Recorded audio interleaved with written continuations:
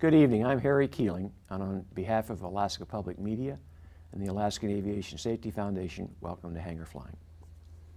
Our guest this evening, Doug McKinnis, is a very experienced pilot who's been a captain with Alaska Airlines for over 10 years. Doug was born in Butler, Pennsylvania, and was fascinated with flying from an early age. He graduated from the Coast Guard Academy and eventually got his wings at Pensacola, flew Falcon 20s and then C-130s at Kodiak. After leaving the Coast Guard, Doug flew for Island Air, then he got on with Alaska in 1996, becoming a captain in 2006. Doug, welcome to Hangar Flying. Thank you. It's great to be here, Harry. Thank you for the opportunity. And thank you for your service with the Coast Guard. You're They welcome. do such a marvelous job up here in Alaska and all over the country. Before we get into the story that I want you to tell tonight, I want you to tell, you said something about your very first flight in the aircraft, you had to pay by the pound. What was that all about? Well, all my buddies were, and I used to go to the farm show in Meridian, Pennsylvania, and they had a local pilot who offered flights for pay by the pound. So all my buddies weighed about 40 to 45 pounds, so they got off cheap. I was a fat little boy and I had to pay $1. Expensive, huh? It was expensive, but it was worth every dollar. Yeah, it was a great expense.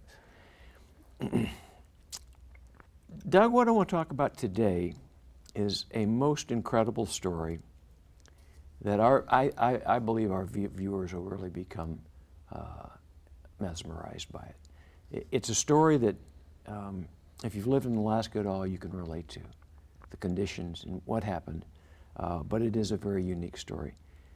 Would you tell us the story of the Kodiak goat hunt? Yes, I really appreciate this opportunity. On September 28th of 2012, my friend of 32 years, Brian, we were together in the Coast Guard, went goat hunting on Kodiak Island.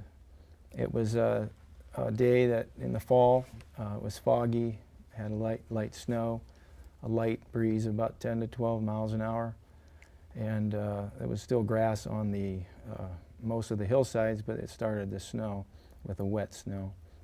We were side hilling on a goat trail to try to find goats that we had seen the day prior.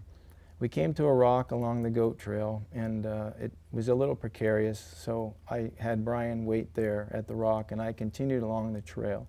The goat trail allowed us to side hill more safely than if we just walked on the grass, a little more flat of a trail. I went up and down the ravines, and finally, out of the sight of Brian, I came to a ridge top that I wanted to go down to take a final look for goats, and if saw something, and then we'd come and shoot them, and if not, I'd go back to the tent because the weather wasn't very good.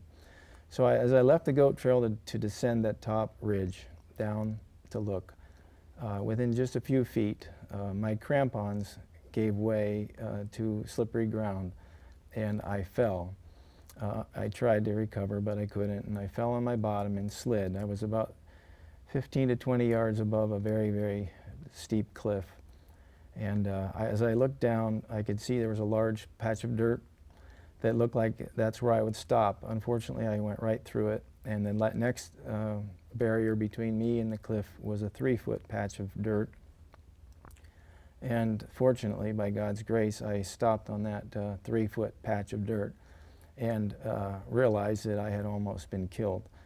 So I was quite shaken up. I laid back on my back, which I was, as I mentioned, on my bottom, and I laid back and just thanked God for protecting me.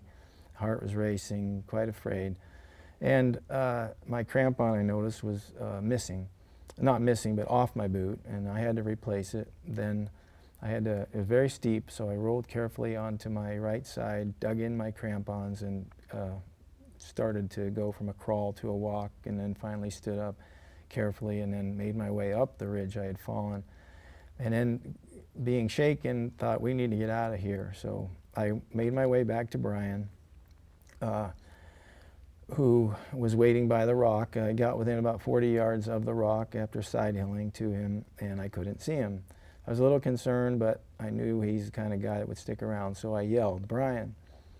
So he waved, and it's kind of humorous because he was very close and I just couldn't see him because of his camouflage. But so I didn't realize this till afterwards, but right before I waved, he prayed for God's protection over my life.